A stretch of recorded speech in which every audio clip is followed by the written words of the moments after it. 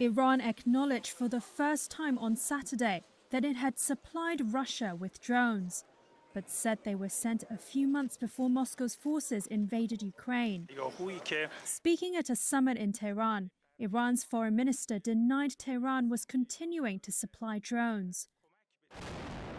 In recent weeks, Ukraine has reported a surge in drone attacks on civilian infrastructure, notably targeting power stations and dams, using Iranian-made drones. Russia, which calls its invasion a special military operation, denies its forces have used Iranian drones to attack Ukraine. The European Union and Britain have sanctioned Iran over drone deliveries to Russia. Meanwhile, Ukraine's besieged eastern city of Bakhmut is now the most intense frontline in the war. That's according to Alexander Marchenko, the deputy head of the Bakhmut civil administration.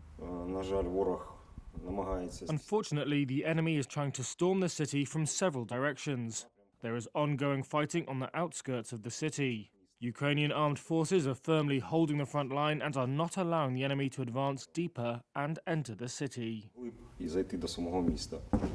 Russian forces have repeatedly launched attacks against Bakhmut in the Donetsk region, but are being pushed back with what Kiev says are heavy losses.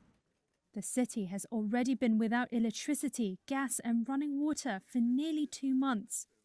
Marchenko said more than 120 people had been killed within the city limits since February.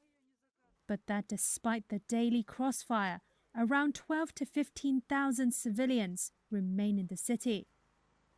He added that evacuations have not stopped since February 27th, and the city's administration is encouraging people to leave.